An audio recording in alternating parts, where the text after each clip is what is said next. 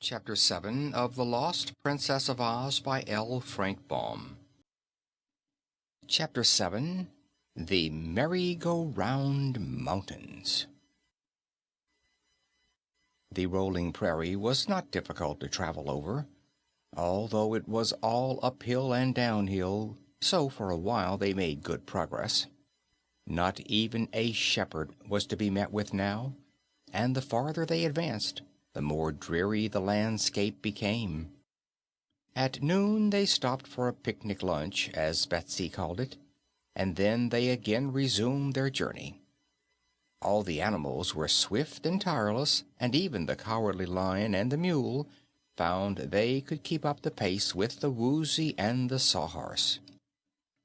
It was the middle of the afternoon when first they came in sight of a cluster of low mountains.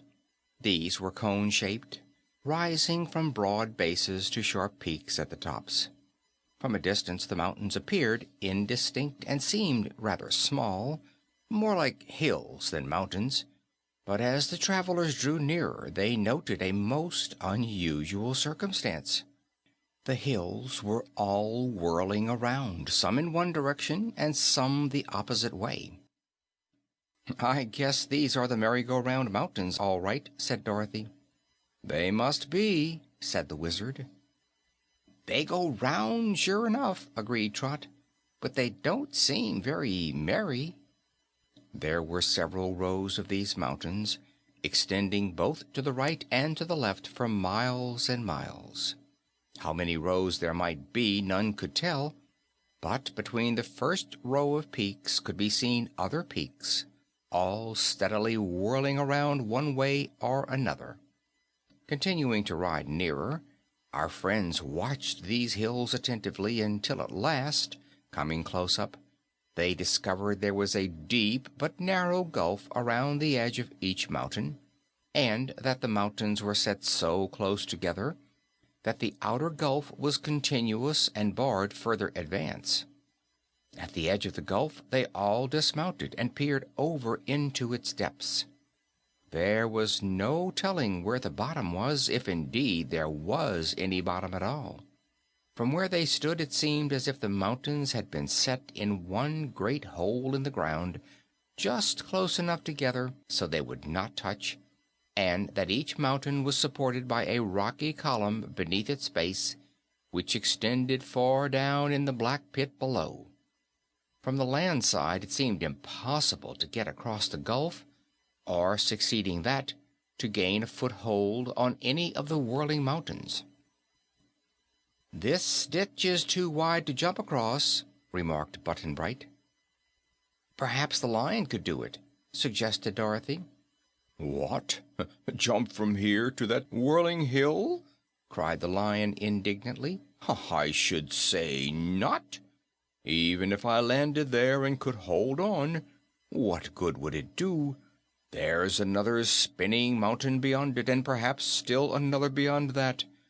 I don't believe any living creature could jump from one mountain to another when both are whirling like tops and in different directions." "I propose we turn back," said the wooden Sawhorse with a yawn of his chopped-out mouth as he stared with his knot eyes at the Merry-Go-Round Mountains. "I agree with you," said the Woozy, wagging his square head.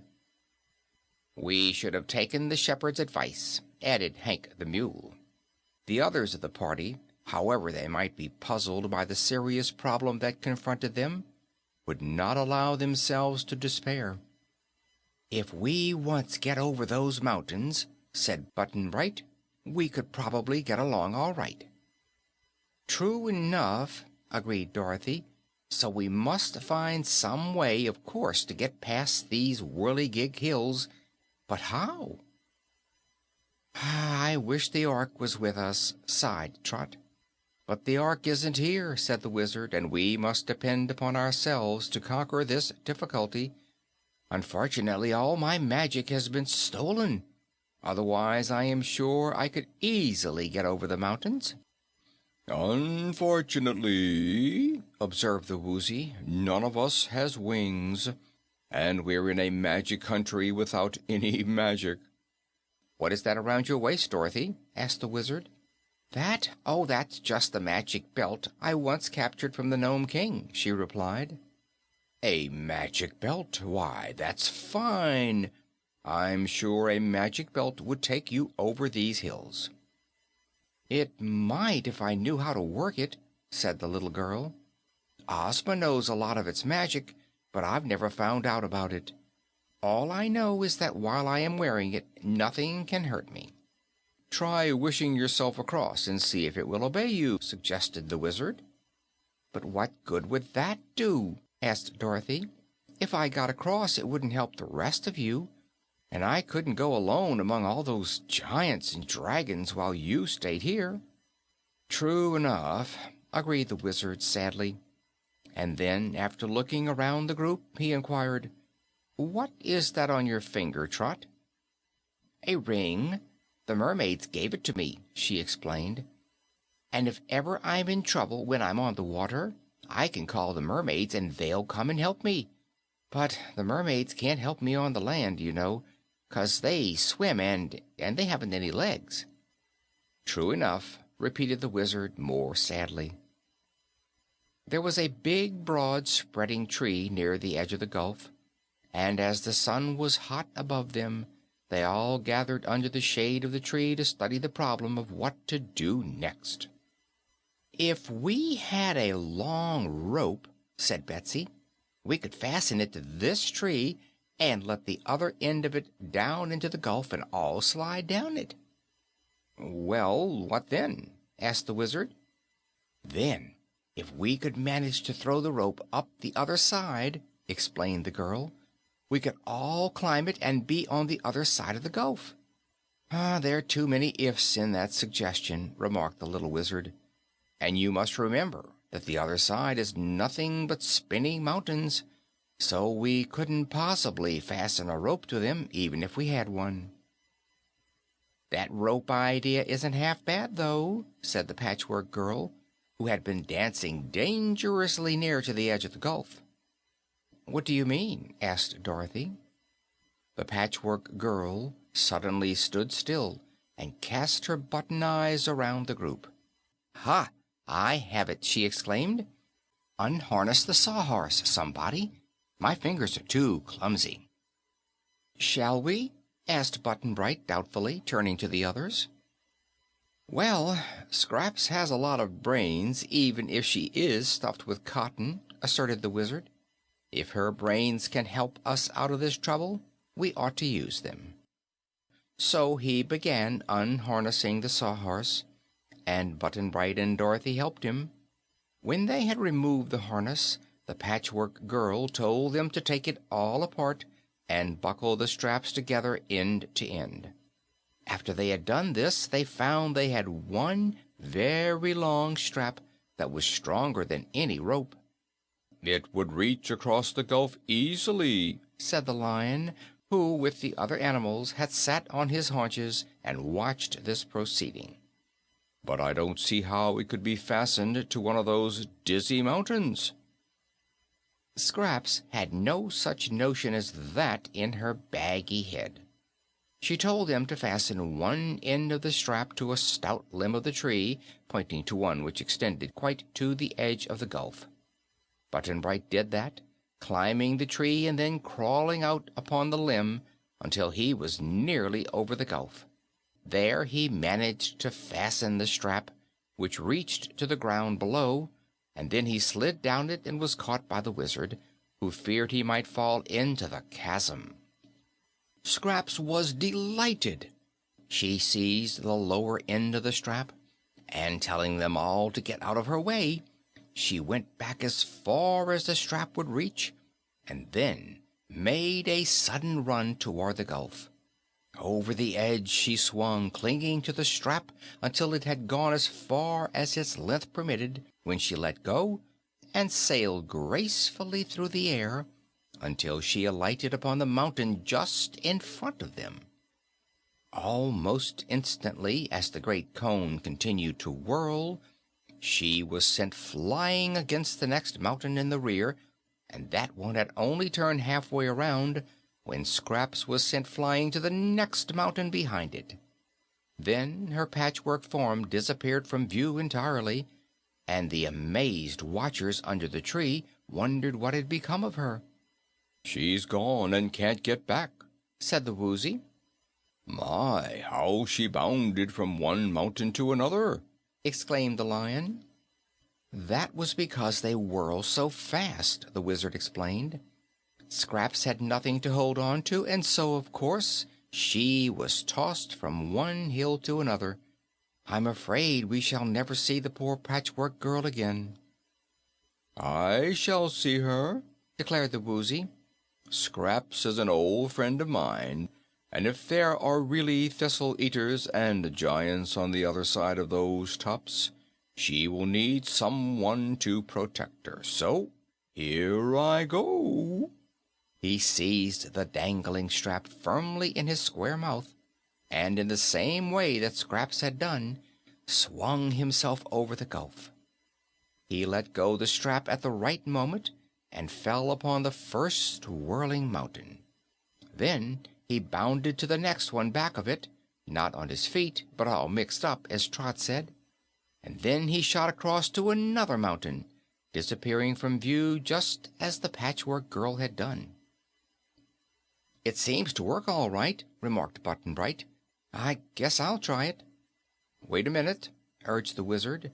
"Before any more of us make this desperate leap into the beyond, we must decide whether all will go or if some of us will remain behind."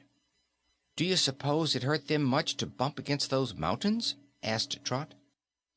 "I don't suppose anything could hurt Scraps or the Woozy," said Dorothy. "And nothing can hurt me because I wear the magic belt. So, as I'm anxious to find Ozma, I mean to swing myself across, too." "I'll take my chances," decided Button-Bright. "I'm sure it will hurt dreadfully, and I'm afraid to do it," said the Lion, who was already trembling. "But I shall do it if Dorothy does." "Well, that leaves Betsy and the Mule and Trot," said the Wizard, "for of course I shall go that I may look after Dorothy. Do you two girls think you can find your way back home again?" he asked, addressing Trot and Betsy. "I'm not afraid. Not much, that is," said Trot. "It looks risky, I know, but I'm sure I can stand it if the others can." "If it wasn't for leaving Hank," began Betsy in a hesitating voice. But the Mule interrupted her by saying, "Go ahead if you want to, and I'll come after you. A mule is as brave as a lion any day."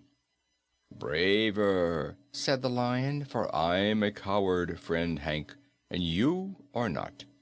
But of course the Sawhorse—" "Oh, nothing ever hurts me," asserted the Sawhorse calmly. "There's never been any question about my going. I can't take the red wagon, though." "No, we must leave the wagon," said the Wizard. "And also we must leave our food and blankets, I fear. But if we can defy these merry-go-round mountains to stop us, we won't mind the sacrifice of some of our comforts."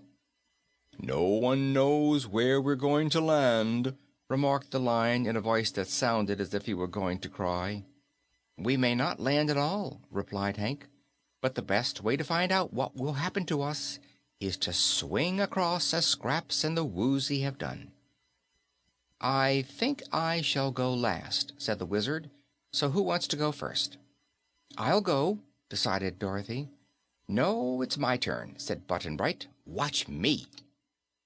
Even as he spoke, the boy seized the strap and, after making a run, swung himself across the gulf. Away he went, bumping from hill to hill until he disappeared. They listened intently, but the boy uttered no cry until he had been gone some moments, when they heard a faint "Hello!" as if called from a great distance. The sound gave them courage, however, and Dorothy picked up Toto and held him fast under one arm, while with the other she seized the strap and bravely followed after Button-Bright. When she struck the first whirling mountain, she fell upon it quite softly, but before she had time to think, She flew through the air and lit with a jar on the side of the next mountain. Again she flew and alighted, and again, and still again, until after 5 successive bumps she fell sprawling upon a green meadow, and was so dazed and bewildered by her bumpy journey across the merry-go-round mountains that she lay quite still for a time to collect her thoughts. Toto had escaped from her arms just as she fell, and he now sat beside her, panting with excitement. Then Dorothy realized that someone was helping her to her feet, and here was Button-Bright on one side of her and Scraps on the other, both seeming to be unhurt. The next object her eyes fell upon was the Woozy, squatting upon his square back end and looking at her reflectively, while Toto barked joyously to find his mistress unhurt after her whirlwind trip. "Good," said the Woozy. "Here's another and a dog, both safe and sound. But my word, Dorothy, you flew some. If you could have seen yourself, you'd have been absolutely astonished." "They say time flies," laughed Button-Bright, "but time never made a quicker journey than that." Just then, as Dorothy turned around to look at the whirling mountains, she was in time to see tiny Trot come flying from the nearest hill to fall upon the soft grass not a yard away from where she stood. Trot was so dizzy she couldn't stand at first, but she wasn't at all hurt, and presently Betsy came flying to them and would have bumped into the others had they not retreated in time to avoid her. Then, in quick succession, came the Lion, Hank, and the Sawhorse, bounding from mountain to fall safely upon the greensward.